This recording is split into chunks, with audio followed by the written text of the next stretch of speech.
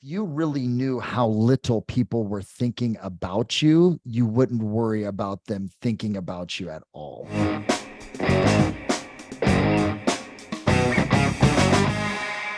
Welcome back to another episode of All or Nothing in Real Estate. I'm your host, Matt Smith, founder of All or Nothing in Real Estate. This is a podcast. This is a movement to give back to the industry that has given so much to me and my family. Today, guys, we got a very, very special guest, one of my very good friends, a mentor to me, a coach to my team. We have the one and only most badass sales trainer on the planet, Coach Bill Pipes. What's up, Coach? What's up, brother, man? So excited that we're finally getting a chance to jump in here and really dig together, bro. I want to start off by just acknowledging you for what you bring to the space of real estate, the commitment that you have. I mean, and I see it show up with your team, but I also see who you are shows up across the nation and what you're doing when you're on stage, when you're actually on panels, and obviously what you're doing with All or Nothing as well too. So kudos to you, bro. Thank you, man. That means a lot coming from the person that I know you are and the contributions that you put to the space. That means a lot to me. So I appreciate it, and ditto. We've been on several of the same stages, several of the same masterminds, been privileged to be in this coaching relationship for a while now. And I am extremely excited for what we're going to bring to the audience today. Let's go, baby. Let's go. So let's start in for those that maybe have been living under a rock. Who is Coach Pipes, and talk about a little bit of your accolades, your background, and why they should listen to you, and why they need to actually pay attention to this one and realize they're going to come away with tactical things that they can implement to absolutely transform their business. For sure, brother. So I have been in the industry, the space of real estate, since I was 18 years old. My mother was a paralegal that became a real estate agent that, did her best to actually crush it in real estate, came up against hard times, had to get back, leave from real estate, go back to being a paralegal, and this is like one of the most badass women on the planet, like worked 2 jobs, made sacrifices for me to be able to actually have the choices and the freedom that I have. And I give a big shout out to my mother, Diana Dockery, and who's still alive, thank goodness. And hopefully she stays alive for a very long time. But at about 21 years old, I got introduced to a dude that stays on my desk at all times right now, the godfather of real estate. I keep this guy. He looks at me every single day. These are DVDs for those of you that don't know what those are. They're these little things. And I have a DVD player over here because I still listen to this guy, Mike Ferry. And Mike Ferry took me underneath his wing and for, almost 15 years during very formative times, taught me everything that he knows about real estate. Basically was like a fourth son to him. He had, Tom, Matthew, Patrick, and then myself. And so, at that time I was actually in a PhD program at University of California at Irvine, bro. And my goal was to teach, and Mike really helped me understand how I could take that passion of teaching, put it towards real estate with what he taught me, get some great experience inside of real estate of selling, and then turn around and be able to actually start to support back and help people who are on the path to be able to get there faster. Right. And so fast forward, spent 15 years with Mike Ferry, spent 5 or 6 years with Gary Keller, Dinah Kokoska, and Tony DeCello. And then spent, 10 years with Tom Ferry, and then spent the last couple of years with Chet Black. So the thing that I would share with everyone here is I'm an amalgamation of I think some of the most badass industry leaders on the planet. And my superpower isn't that I'm smarter than anyone. My superpower isn't that I'm more intelligent than anyone. And sometimes it's not even that I work harder than other people. Like there's some people that just out freaking, like I look at you, Matt, and you're like, you're the out discipline anybody. I mean, you're on like your 25th iteration of 75 hard now at this point, man. I'm just like fucking inspired by that. But here's my superpower. I'm extremely coachable. And when I'm around greatness, I do my best. I don't always succeed, but I do my best to put my ego aside and completely surrender to someone who has produced something that I want to produce and I'm not there yet. If they're a great father and I watch them, I'm like, oh shit, man, I'm gonna just watch, learn, and fucking become a sponge. Mike Ferry, I think one of the greatest like fundamental business trainers on the planet ever. I was just a sponge for 15 years. And so as you guys are listening to this, I have to interrupt you. I hate to do it, but I have to. You mentioned a great father, and I I always put family first, right? Family always comes first to me.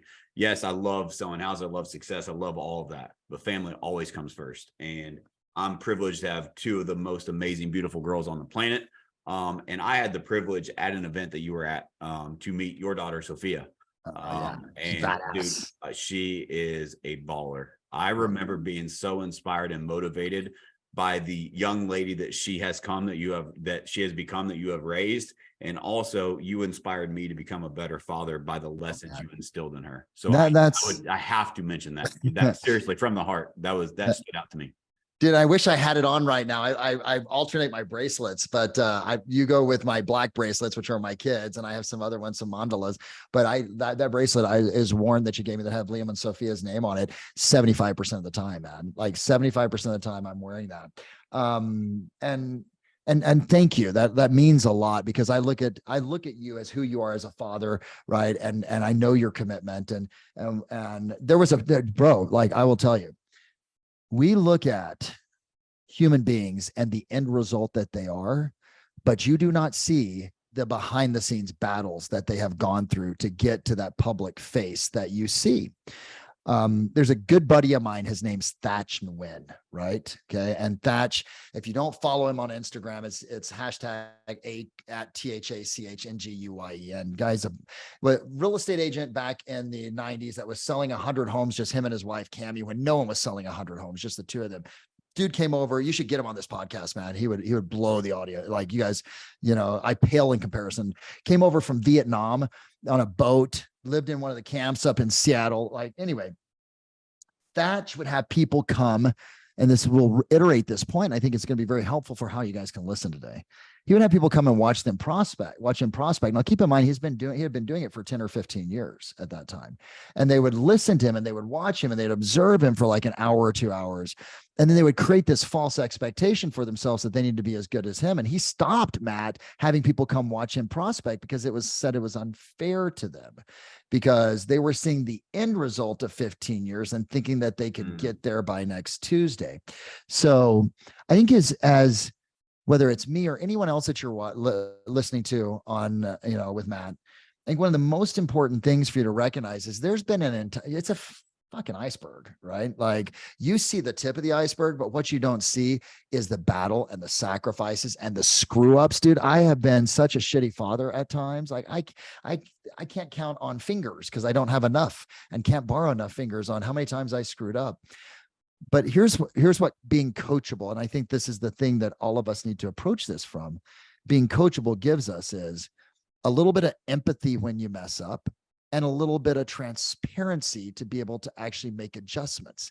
And when you're around the right people, you can model their behaviors, because you're going to have like an alternative choice. There's a guy by the name of Alex Lair. Alex is a great agent up in Silicon Valley. And Alex is my go-to guy for parenting advice, because I looked at him and I'm like, that dude is strong with his kids, disciplined. They know he cares. He's loving, right? But he holds them to standards. And there were times when I would have to call Alex 2 or 3 times a week, like, dude, I totally screwed up. He's like, yep, I did that too. Let me share with you what I did. And the more people you can surround yourself with like that, then I don't want to say the easier your path is going to be, but the more rewarding and fulfilling, and the quicker you'll get through it, actually. Yeah. So I think that ties into a few quotes that come to mind. Is number one is that you become who you hang around, right? Your environment matters. And so make sure that you're around the right people. You want to be a good parent, hang around better parents. You want to be a good agent, hang around better agents. You want to be a good coach, hang around better coaches, right? Like, be around the people that you want to be like. And I also think that you talked about the overnight success, the iceberg, right? Yeah. I think it's such a great analogy, and I can see the image in my head that you see go around of the work that's put in. But I think everyone sees, you talked about the results of his prospect, and I think everyone sees the results of who Coach Pipes is today, right? Yeah. Who he is as the trainer. But what they don't see is the work that went in behind the scenes to become that person. Right. And all the shitty seminars and crappy like talks that I gave, that I feel like I want to grab all those people and go, okay, here's all your money back. I'm so sorry. Here, like, legit, man. And but yeah, dude, you gotta suck before you shine. Like it's 10 years to become that overnight success, that's right? right. It takes Totally. time and you have to be willing to fail. We did go to the boards and you zoomed in today Yeah. actually to the team. And what we talked about was fear. We talked about, like I did a big speech on fear. A lot of people have a fear of failure, right? If you, by the way, if you're listening to this, I highly recommend you go listen to Ed Milet's podcast that he did with Lewis House. It talks about success versus greatness. We may circle back to that later, but it's amazing. And that's where I heard Lewis talk about fear of failure. Everyone's heard that. We're afraid of failing. And I think like we could do a whole podcast on that, but I think everyone has heard that song and dance. But I think what really stood out to me is that he mentioned a lot of people have a fear of success. What if I actually succeed? Right? Like, I think a lot of people, if you really think about it, you say it's fear of failure, but in reality, you're not afraid to make that mistake. You've made the mistake 100 times before. You're afraid of what happens if you don't make the mistake and you actually set that appointment. If you actually call this lead and they actually answer, what's next? Right? Oh my God, I actually won. What's that going to look like? I set a goal out there. I want to make $100,000 this year and I actually made it. What's that look like? You're afraid of what that's going to do to your life. So I've thought a lot about this. Okay. Yeah. Like honestly, a lot, because I've always heard that fear of success, like maybe it's not fear of failure, maybe it's a fear of success. And I've dug into it. I've studied, like, what could it be? Here's the tile I've landed on with this, man. We all, and psychologists have proven this, we all have a representation of who we are, right? Okay. And it's predictable. We know who we are. Our behaviors are a certain way, etc. And if you think about the mind itself, right? The brain, how the brain, I'll use the brain and the mind. Mind is different, right? It's your consciousness, etc. Your brain is the actual functionality of the biological system, or your neurological system. The brain is designed, whether it be whether you call it your reptilian brain or your limbic system or anything else along those lines, it's designed to do one thing. It is designed to keep you alive. That is the functionality of it. It actually goes like this: keep me alive so I can eat, have sex and procreate, make more babies, and rinse and repeat so that the lineage and the species continues to actually survive. That's the function of the brain. Now, inside of that, we have this, like, we've evolved to like prefrontal cortex. We actually have an ego that says I'm representative of this, right? And this is who I am. We have a definition of self. When you have success, this is the rub. This is the key thing. It directly challenges that definition that you have of self that has been in place for a long time. And because of that, it serves as a threat. Does that make sense? Like your 100%. actual change of who you're becoming, and you go, like, well, what if I do succeed? Then all of a sudden, like, I'm outside of my comfort zone of what my ego has said. This is who you are, and this is predictable, and this is, very simple for me to be able to know what's going to happen in life. And even if I'm going broke, it's okay because you're going broke predictably. But then you step out of that, and the brain goes, this is unpredictable. Therefore, if it's unpredictable, it means it's a threat. And if it's a threat, it means I could potentially die. And then all of a sudden I can't eat, procreate, and have more babies at that point, and the species dies. That's the rub. That's the challenge. That's so good, man. That's taking it to a whole nother level. Yeah. 100%. Like you say, successful. Who's afraid of actually winning? A lot of people. You break it down to that level, a lot of people are afraid, because that changes everything. I could argue that success changes more than failure. Yeah. And people have a fear of change. They don't like change, right? They don't like change. We don't. That's it. And there's a third fear too that I don't think gets talked about as much as those two. And it's fear of judgment. I think most people get stuck on that one. They are afraid of being judged by other people, and they are afraid of the judgments they put on themselves. Totally. It's so good what you said. I've never heard someone say that, but I think it's so, honestly, so good. Two things. Okay. Number one, they're already judging you. Yes. So, like, it's already happening. Sorry, hate to break it to you. The human beings and the friends and the family members that you have in your life are judging, assessing, and evaluating you all the damn time. So, like, that's already occurring, right? Yeah. Number two, it's almost sort of funny, right? Like, we're afraid to do something because we are going to have something that's already happen to us, or at least we're going to be aware of it now at this point, right? Okay. And really it's like a fear of rejection, right? Like I'm going to be judged and they're going to reject me. And I think the second thing is this, and this is something Wayne Dyer, God rest his soul, who I had the chance in 1999 to meet, and he became sort of a, a pseudo mentor, that I was around a couple of times. Wayne Dyer, if you guys don't know him, check him out on YouTube. He's like incredible spiritual leader, was a psychologist and moved into the spiritual realm and a Taoist. But he said that if you really knew how little people were thinking about you, you wouldn't worry about them thinking about you at all, you know?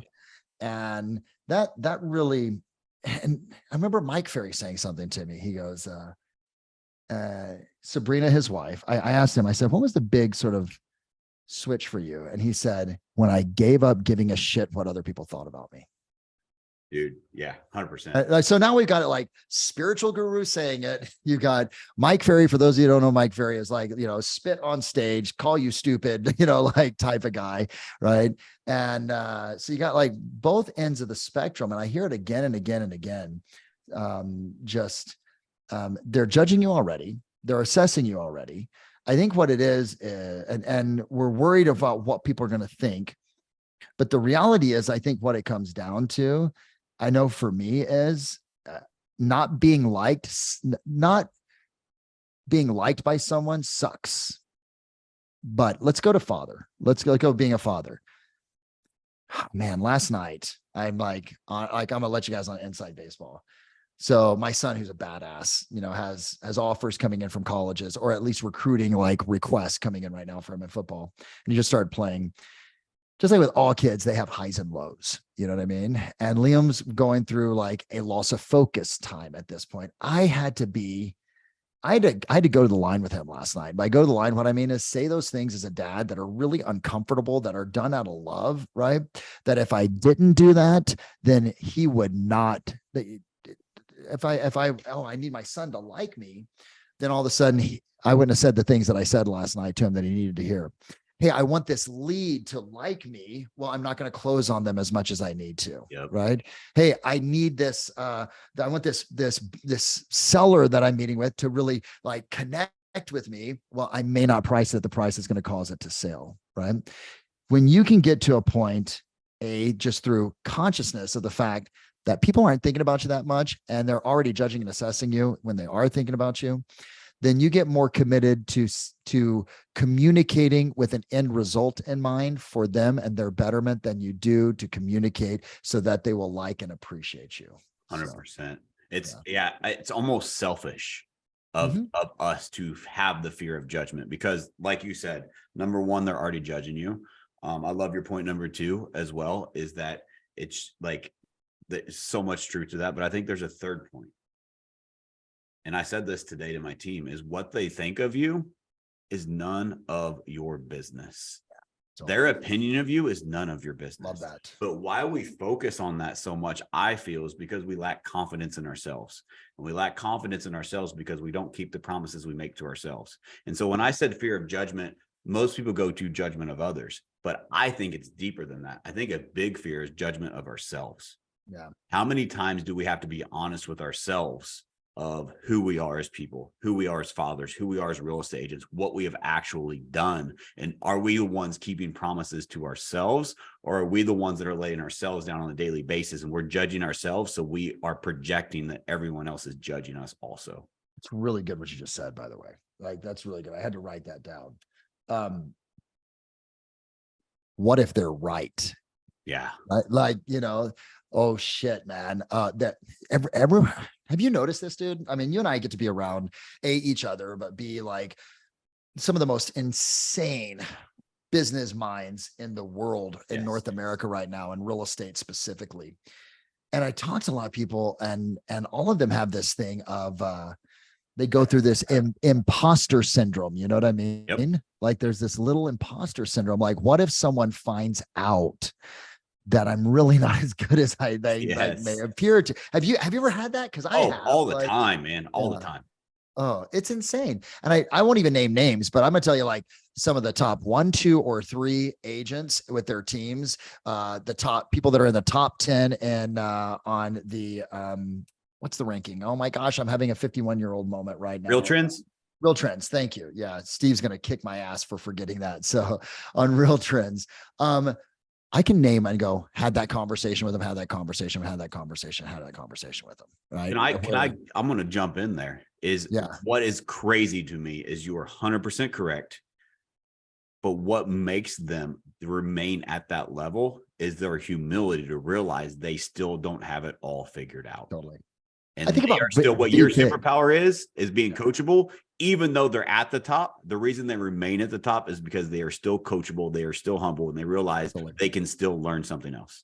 They still, I look at Veronica Figueroa and Tony, man, and those guys are, I mean, you know, like by all of made it, doing great, you know, like hello, or Brett Gove that I know, like over at EXP, like, you know, good friend of mine. And they're always like, huh. And they're the first ones to go, I never thought about that. Or what's next for me? Or, wow, I need to add this in. Or 100%. what, hey coach, what should I do a little bit differently? So yeah. So I think like we cover a couple things here already so far, right? Be coachable, open up, surrender, surround yourself with people that are going to be able to actually like not only be a beacon for you, but also call you out when you're off the path. Yes. Recognize that, you know, it's funny. I'm going to add one more thing to this judgment thing. Do you know, I have never felt judged by someone who's above me. 100%. Never, dude. Like not one time have I ever felt someone who's doing more than me look down and go, dumbass. They're like this. Here's my hand, grab it, come on up, right? Yep. It's always the haters. And I will also use my haters as a tool for motivation for me. Like some people 100%. Do it, but for me, I'm like, okay, motherfuckers. Let's go, man. And not because I actually love them more than some people, because they're the ones that are driving me to become the best version of myself because of that. Like, I'm gonna show you. Well, in reality, all those quote unquote haters are doing are projecting their own insecurities on themselves onto you, right? It's a lot of times it's the form of jealousy and different things like that. So it's you can take it as motivation. Absolutely, it should be fuel. But I think there's also another direction you can go with that, because you can use that as fuel for the negative for too long. You need that bad guy on one shoulder and the good guy on the other. So you can have both, because I also think not only should you run away from fear, but you should run towards something that you want, something you want to accomplish, a dream and a goal. Dude, I got to jump on this really quick. So by the way, guys, so Matt and I were like, where do you want to go with this today? And we're like, let's start with a question and see what unravels from there. And it's been rad. So I just recently launched my own coaching company, right? Yep. And and Matt, I scared shitless. I'm gonna tell you right now, because I've always been a really, really good number two. You know, I was a great number two to Mike Ferry. I was a great number two for Diana and Tony. I was a kick-ass number two for Tom Ferry for years, right? I played that role with John and what was great about Chep, and I'm gonna tell you guys right now, I love John Cheplack. I think he's one of the most badass mofos on the planet. Honest to goodness, man. And here's why. Because he empowered me and then gave me the strength to be able to jump out and do my own thing. And when I did my own thing, you know what he said? I'm rooting for you. I'm putting you out front still. Like, you know, like when your website is done, you know, coachpipes.com, we're going to push that out, you know, as well too. Dude. That's someone who speaks the speak, walks the walk, and and you know him, you work with him. I work with him, you know, well, that's leadership 101. That's the mindset of abundance. There's so many lessons in that. And everyone does this shit. And if you're listening, you can't see me, but I'm doing the hand gesture of people talking. Everyone talks the talk, but I find very few people that walk the walk, period. So a big shout out to Chet, man, because I would not have had the testicular fortitude to be able to step out if he hadn't actually pushed. But check this out. By the way, congratulations. I was in Cabo when you spoke on the stage, and I think you announced it publicly the first time that you're going on your own. I can almost cry, dude, on stage, dude. You nailed it. I've heard you speak so many times, but you absolutely nailed it. And dude, I'm so proud of you. So like, if you guys are, we're going to get into some tactical stuff here in a minute. And I promise you, like, I wouldn't put this man out on front in a pedestal and put him on this platform if he didn't know what he was talking about. Like, I use him to coach. I coach him. Sometimes we have 2 coaching calls a week. That's how important he is to our business, and he can do the same for you. So make sure to check out his website. He's coachpipes.com. Super easy. At coachpipes.com. But here's what happened, right? I went through, and everyone, when you set a big goal or have something happen that's outside your comfort zone, it's going to challenge, like we said, your perception of self. What if I succeed? What about whatever? Yep. And I was like a little lost, for about 30 days. And like stuff was falling apart. Like I almost broke up with my girlfriend, who like I've been with for 2 years, who is like my raving fan. And I realized what had happened was I had lost. This is the point that I want to go to. So it is, yes, you can use the haters to be able to actually push you and drive you, whatever. But if you'd have something bigger that's pulling you into the future, right? Then you're not gonna have longevity. What happened was I started looking at it and I said, what am I committed to building? From a coaching standpoint, I said, I'm committed to building a $25 million a year annual revenue coaching company, which would mean that I would have to serve at a very high level, X number of people. Right. And by the way, the 25 million is just a measure of the service that I would have to provide. Right. But you always start with that end goal in mind. And I worked it backwards. What I got to was this. I got to this point where I said, who is the person I would be, the characteristics I would have, the man that I would be, the father I would be, the boyfriend or husband that I would be, the leader that I would be if I was already running that company. And what came out was an alter ego who I call 25 mil Bill, right? So like when I'm making my decisions now, like you talk about something, I get chills right now, man. You talk about something that's pulling me in the future, helping me make decisions. I go, what would 25 mil Bill do? Okay. Would 25 mil Bill do this? No. If he didn't, then fuck, I'm not engaging in it. Right. How would 25 mil Bill respond to this? What would he say? How would he coach? What decisions do you make? And it's just become like in the last 30 days, I got to tell you, who I've been being is a version of my future self brought to now, which is critical because yes, I can have those. You're not going to make it push me so far. But when I got 25 mil Bill pulling me into the future, man, fucking watch out. Yeah. So I think that's so good. Like, it's so crazy how in alignment we literally did not prepare for this, but I did a speech about that as my closeout of our go to the board to my team today, because my goal is I live for other people now, right? Like, yes, I still have things I want to accomplish, goals for me, but I do that through others, right? That everybody that knows me knows that when I have goosebump moments, like legit, like the hair on my arm stands up, and like I live for the next one of those. I want more of that in my life. What I found is what is in common is every time I get one of those, it's because someone else has made a big leap, change, overcome a challenge, done something great in their life. And so I'm chasing my next goosebump. And so my commitment to the team was I'm going to help 10 people make their first $100,000 this year on the team. And the speech that I gave around that was, in order for you to be the person that makes $100,000, you first have, before you get the 100,000, you first have to become the person that can make 100,000. You have to become that, whatever that goal is for you, your $25 million, 25 mil Bill, right? Yeah. Before you can make that, you have to become him. And then you attract that to your life. Where so many people get it wrong is they say, well, if you pay me more, I'll do more. Yeah. Right. And that's just not how the world works. If you really want those rewards in your life, you have to become that better version of yourself. And then you absolutely attract that into your world. There's it's so spot on. There's this thought process, Landmark Forum, which I've done a lot of work with Landmark, which I love, has this: most human beings operate from a have, right, do, and then be.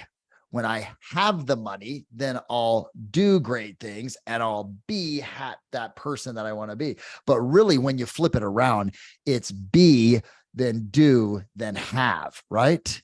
When you can get clarity around, you say, I want to earn $100,000, or I want to earn, like my goal out of all the coaching that I do, just so that you know, is twofold, right? Like, I've personally coached and helped at this point 24, I think almost 25. I got 4 of them teed up for this year. People that have broke the $1 million mark while I've actually been helping them, captain the ship. Freaking the thing I love the most is when someone goes, holy shit, man, it's happening. I just broke 7 figures, or we just added 7 figures. That just freaking lights me up. Like, cause it's a big deal like that for someone to do.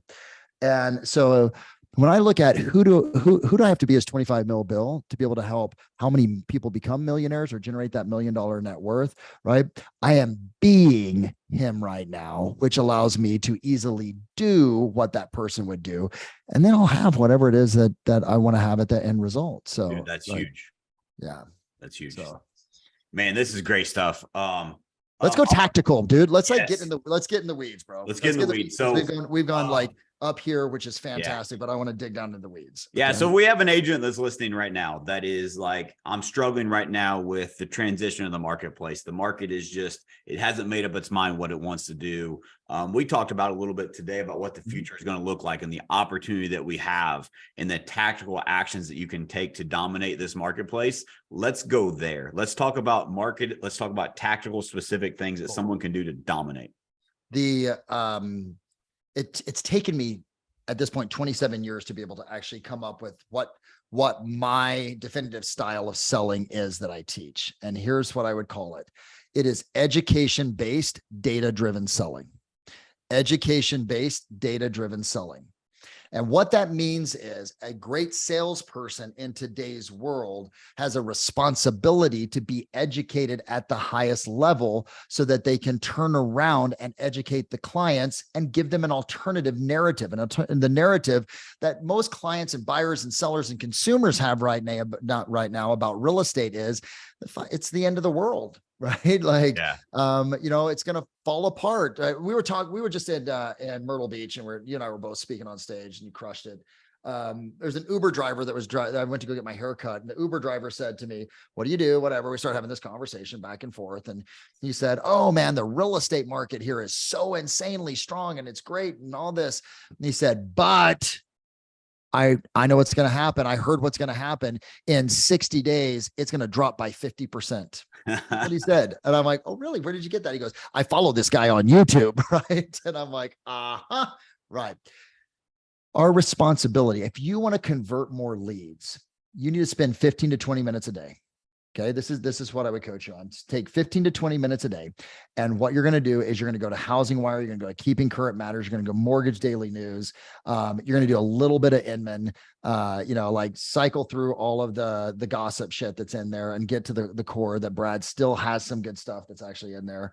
All of which are great publications, which you're taking time to be able to actually educate yourself. Find some podcasts that you can listen to. That I used to like Bruce Norris, but he sort of fell off a little bit. But I have Housing Wire, their podcast. I listen to that shit every single day, right? And the reason being is, as an agent, I want to be able to actually have the data. I want to be able to actually have the facts, just the facts, so that when I come across a buyer that says, I want to wait, I can go, do you know why waiting? And I can ask the question and say, okay, great, Matt. I can appreciate the fact that you want to wait. Can you tell me what causes you to believe that the market's going to be better in the future when you wait than it is right now? He gives me Matt says, well, Pipes, like rates are going to come down and there's going to be more homes to choose from. And I go, interesting. Okay. Where'd you get that information from? Well, I heard it on this. I watched it on that, etc. Okay, wonderful. Hey, Matt, let me share with you the reality of what is actually occurring in our local market today. And then I can use all of that past knowledge that I've been KCM, Housing Wire, all that stuff to be able to go, here's what's really happening. See, the consumers, here's the challenge. All my agent friends and all the leadership out there, listen carefully.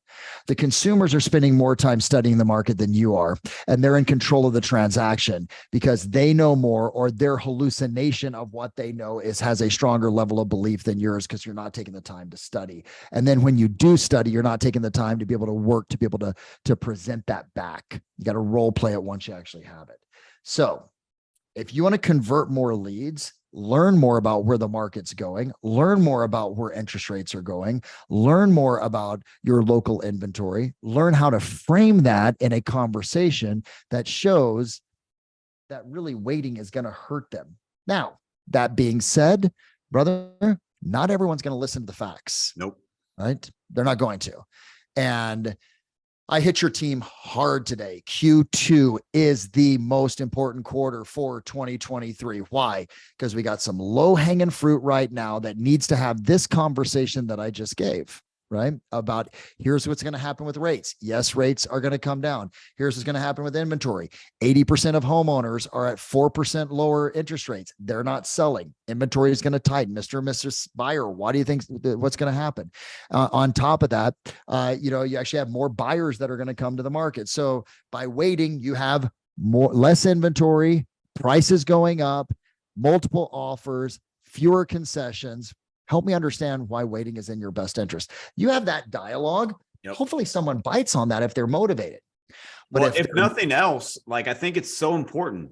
Agents, in my experience, and Coach Pipes, you can speak on this, but like in my experience from talking to my agents and other agents across the country, is they lost that feeling of that they are the professional. In this world that we live in, there's so much. You said the consumer is driving the decisions. It didn't used to be that way, right? No. But what happens is we live in this instant gratification. There's so much technology available that the real estate agent hasn't taken back and become the professional they need to be in order to serve the clients the level they need to serve them.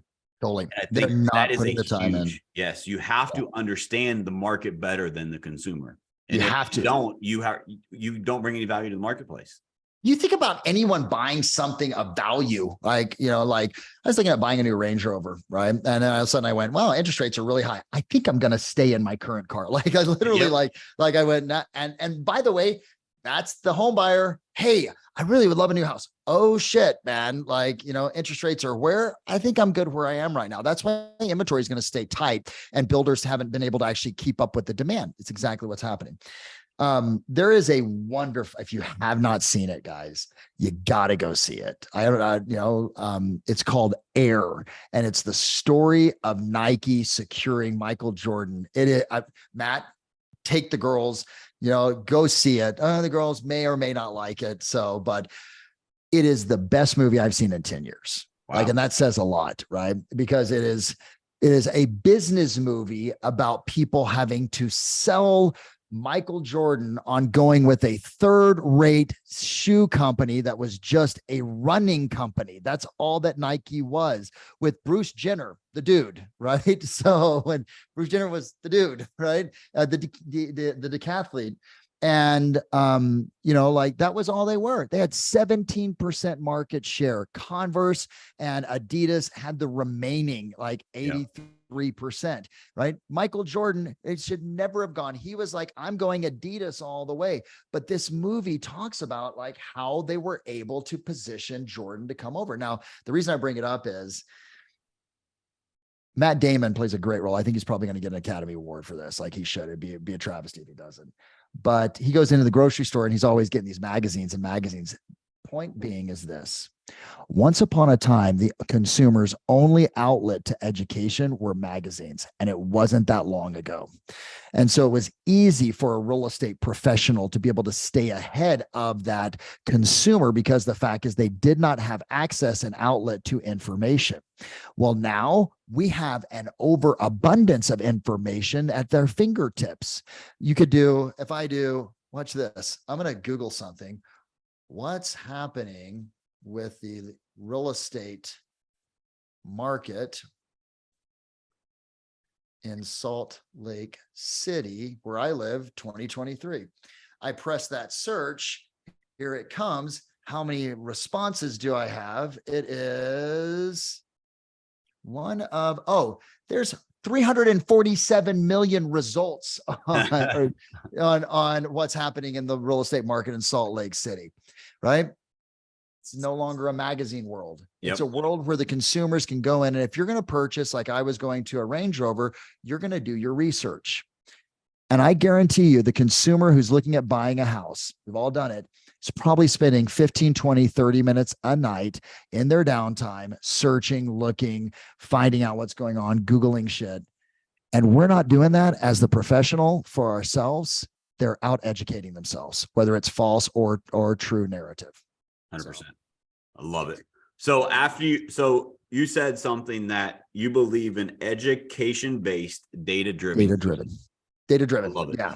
So, first step is to educate yourself, right? Yeah. What do you, so let's say that 15, 20 minutes a day, I'm an agent, I'm educating myself, I'm consuming the right content, I'm controlling the narrative and my role plays and my different things of who I need to talk to. What do I do next? How do I dominate this marketplace? So when you have that, you actually have confidence, right? And so the data-driven part of this is you have an ability to be able to go, interest rates are at 6 and a quarter, 6 and a third, right? The Fed is projected. You actually know the data, because when you give the data, people can't refute that, right? If you can talk interest rates, what the projection is, you quote the Fed, you quote Mortgage Bankers Association, you quote NAR.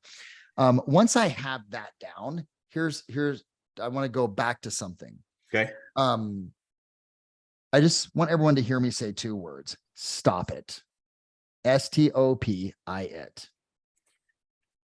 Some of the people you talk to are going to get this. Some of the buyers and sellers are going to understand it, and some of them are going to jump and take action on it. There's going to be some that don't. Stop trying to convince someone who's unmotivated to be motivated. Instead, if you want to see someone, like, look at the commonalities of people that succeed in real estate, they're doing at least an hour a day of lead gen or follow up. They're doing maybe 2, and the really good ones are doing 3. You know Goran Todorovic, right? Yep. With Remax up in Windsor. I just got done doing a wonderful event for him and his team. And I coach Goran, I coach his team, him, Danielle, and Jennifer, their entire leadership. And they had a panel up there, and these people were selling, and here's what I love about Goran. It was his competitors that he put on a panel on stage to showcase them and their greatness. It was insane, and 4 of them up there on stage, every single one of them prospects for 1, 2, one of them 3 hours a day consistently. And it wasn't like, yeah, they're just giving lip service. You could tell they're like, yep, I do this. Here's what I do. Here's how I start it, whatever. It was definitive that they did it. So once you have your ability and your skill down to be able to control the narrative and move people forward, then what you have to do is develop the standard for your business of a number that you won't go below in terms of an hour per day, 2 hours or 3 hours a day, that you will go out and hunt for the business. That's not indicative of the market that we're in 2021 or beginning of 2022, where you didn't need to hunt. The food was laid on your table like you're walking through Walmart and it's all cellophaned up. And here's a sell that you have now. Here's a buyer, here's a seller in cellophane. Oh, great. Perfect. All I need to do is pick it up and go to the front of the store. That's selling real estate in 2020, 2021, 2022, yep. Right? We didn't need to have intelligent conversations, right? Because the market was we didn't have to use education-based data-driven selling, because the market did it for us. There was that FOMO and that fear of missing out. So once you have your skill, then you have the standard. And then the third piece is that you have to execute on like proven strategies. You have to run plays that work in your business. And what is that? Well, if you're going to work your past clients in Sphere, you've got to have a program in place where you're reaching out to them 40 to 50 times per year through email, text, events that you guys do. You guys do this all the time, yep. Right? Okay. And calling, right? If I'm going to follow up on, if I'm going to have generate online leads, well, I've got to have my follow-up strategy of what I'm going to do, my drip campaign strategy of how that's going to work, maybe an ISA strategy to be able to work the longer term leads. If I'm going to run an open house, you guys do this so well. Here is our strategic way, our set of systems and processes to be more efficient, more effective. You've got to run effective strategies in your business. In fact, dude, this is how I coach. Get your skills right, have your standards, which are disciplines, rituals, and routines, and run effective strategies over and over again and optimize them as is necessary. You want to earn 7 figures? It's that simple. There's obviously backfill on it, but that's the game, man. Dude, I love it. It's so simple, but yet so complex, right? Meaning that anyone can do it. But what's crazy is it's also scalable. Like that is the formula if you're brand new or if you've been in the business 30 years. It does not matter. That is the formula if you want to sell 10 houses or you want to sell 1,000. It doesn't matter. Exactly. That's the formula. Have your skills or have your team skilled. Like, look, dude, here you have a whole different game. Like, look, I guarantee you, I could take Matt, I could put him in a phone competition with anyone where they're prospecting, and I guarantee you that he would be up there with the best, if not beating them, guaranteed. Right? Let's go. Like, if you're a leader listening to me, that shit's not enough. Doesn't matter how good you are. Right. At some point, it's can you transfer those skills over to your team now at that point? So it's still the skill circle, but it's a transference of skills, disciplines. Can you create an environment that is structured around standards so that your team, right, will be able to actually perform, survive, and produce? And can you operate? It's all the same. It's just a little bit different game as you get into a bigger sandbox. So yeah, dude, so good. That's so good. What I love about it is that it is plug and play for anyone that's listening, right? And no matter where you are, that's it. Yep.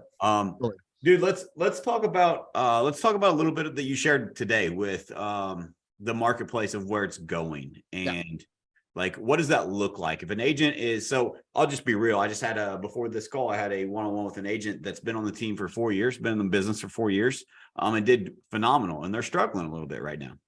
And one of the reasons is because they said they kind of got in this vicious cycle of the doom and gloom. The reality, the message you're sharing, message I'm sharing, message other people are sharing is going to take more effort to get the same result, right? Yep. They let that get them in a negative mindset, and they didn't keep enough people in the pipeline. And the people that are in the pipeline aren't motivated, right? And so like it just got in a vicious circle. And so what we self-discovered and realized is that we need more of the activity to find more of the motivated people versus focusing on the people that we're trying to turn into motivated people. Right. And so that someone that's in that cycle or maybe in that mind space of like, it's not all doom and gloom. No. This is a massive, massive opportunity. This is there's going to be more opportunity in the next 16 to 24 months in real estate. Listen, all of us had this. I talked to your team about this morning. We all looked at the market and said, shit, I wish I would have worked when it finally ended in like May or June. And I like it corrected. How many of you listening, I know I did, said, fuck, I wish I would have worked a little bit harder. I wish I would have put a little bit more. I wish I had a little bit better skills. Oh man, if I ever get that chance again, if that market ever comes back, man, I'm going to be prepared. Well, guess what? It's coming back. Mark my words. Okay. And it's coming back, but it's got sharper teeth. Why is that? Right. It's like Jurassic Park 25 or whatever it's on right now, like the super monster. Well, here's what you guys have to expect. And I want to share this with you. And to Matt's point, it isn't to scare you. It's to prepare you. Right. Because if you know, it's not to scare you, it's to prepare you. If you know that this market is gonna be a little bit hairier, a little bit stronger, a little bit meaner, then you can prepare yourself. Marines right here. Big shout out to all Marines and all military. My uncle, and you've heard me say this, Matt, my uncle said, the more you sweat in training, the less you bleed in battle. The more you sweat in training, the less you bleed in battle. Now, it's funny. I thought it was his quote. It's actually an old Spartan quote, right? So, and he took it, but that's fine, man. But I want you guys sweating right now, not because you're scared, but sweating because you're getting prepared. Yes. And what you got to prepare for is this. You're going to need to double the amount of prospecting that you're doing because even though you're going to talk to people who want to do something, fewer of them are going to be willing to do the things they need to do to actually win the offers. That's what I just said. You'll have a whole bunch of buyers. A small group of them will be willing to actually go 10, 15, 20%. And is that market coming? Yeah, it's coming. I really do. I think, dude, I'm going to dive deeper on that because I think a lot of agents who get stuck in that, what you said is so true, but don't mistake it. So there are buyers. Let's talk about our fears. We talked about fear of success, fear of failure, fear of judgment. There's so many agents that I've come across that when they get 10 buyers in the pipeline, they stop. They get 5 buyers in the pipeline, they stop. Like, how do I juggle all this? The reality of this marketplace is that not all 5 or all 10 or whatever that number is for you are going to act just because there's a difference in being interested and being motivated. Committed.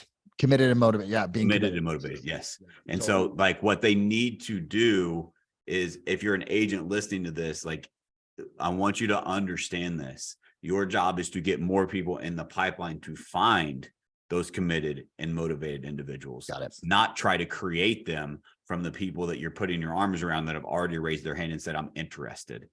Interested isn't good enough in this marketplace. Now, if they're interested, go through the education piece. Yep. The Totally. Coach Pipes went you through, and see if they're ready to be motivated and committed. But if they're not, I'm not saying forget them, but don't count on them to be a buyer for you in the next 30, 60, 90 days. Got it. It's exactly correct, Matt. Spend more time going and finding more people who are motivated to hear to hear what you're saying, believe what you're saying, and educating them on and act on it. Because it's one thing to hear and believe; it's another thing to act. Right? Yes. Okay.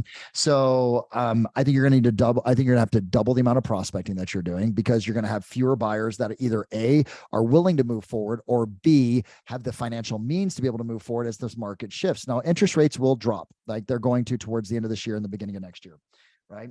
And that's not my data. That's what the Fed is projecting and what the whisper is out on the street.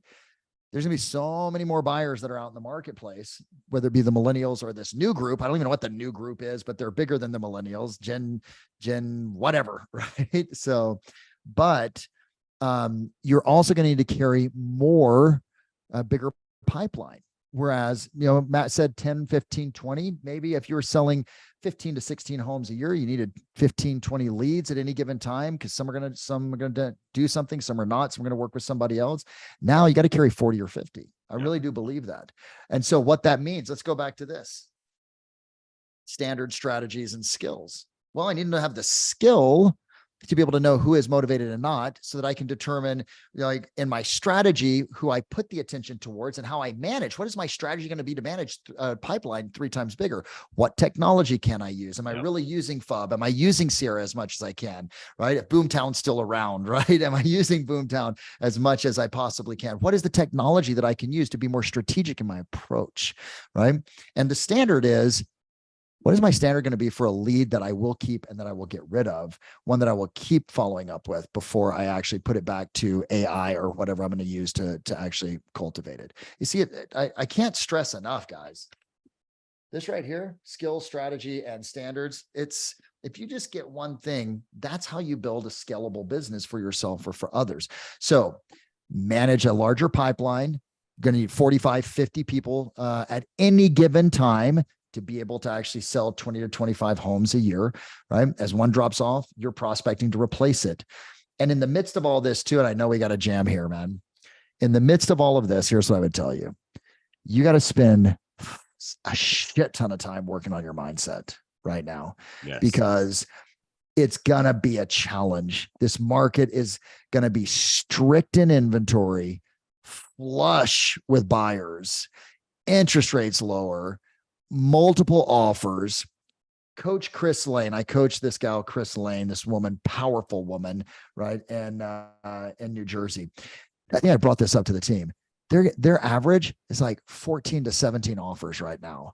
Like the average is 10 to 15% above ask price, and in some price ranges 30%. You don't mean to tell me that shit's not coming the rest of the nation right now? Okay. It's just a matter of time, right? At this even point. Here in the Midwest, where we act 2 years behind the rest of the world, we are already, we see low inventory, right? We see multiple offers. We see houses. Like I literally, after your call today, I said, listing agents, raise your hand if you listed a property in the last 30 days that had multiple offers or sold before it went to the market. Every single one of them put both hands up. Right. Like it's here. It's happening. It is reality. And I think what happens is, let's go back to what we talked. It's so crazy how all this is connected. It starts with mindset, like you said, and the mindset of the agent. You have to realize that this market is changing quickly, and you have to be able to adapt with the marketplace. You can't get stuck in the mindset of, I want this to be the market that it used to be, or the success that I used to have. We are all new agents in this new marketplace, and it changes each and every day. Which is, let's look at the interdependence, which is why you need to be researching every single day to see the trends and hear what the experts are saying, so you can make the decisions about where the market is going to be ahead of it, so that you're not making decisions behind the market when you're in a state of freaking panic, right? And in which case, now you're really making stupid decisions because you're doing it out of fear, right? So 100%. Awesome, dude. Okay. Well, dude, thank you so much for taking the time. This was amazing, as I knew it would be. So much value to the marketplace. Guys, please, if you want to grow your business, do yourself a favor. Go to Coach Pipes' website, check him out, reach out to him on social. It's at Coach Pipes, coachpipes.com. This guy is the real deal. He can help you through your problems. He can coach you, coach your team. He's a genuine person, a great father. I consider him a great friend. Reach out to him. He's here to give back to the industry. Thank you, my brother. I appreciate it. And right now, guess what I'm going to jump into? Amazing coaching session that I have with Amanda and Rodney Hurd. Big shout out to the Midwest. So I think you know them. So awesome. All right, guys. Appreciate you all for watching, for listening. And look, get more people listening and watching this podcast, man. Yes. Because Matt is doing a fantastic job. And one thing I know is it's always going to get better with him. Yes, so 100%. All right, bro. Okay. Yeah. Thanks, Coach Pipes. Guys, thank you so much for listening. It's been my pleasure. As always, this is a free podcast. All I ask of you to do is that if you got any value from this with this one, I know you did, share it with a friend. We're trying to give back to the industry. Let's grow this thing together.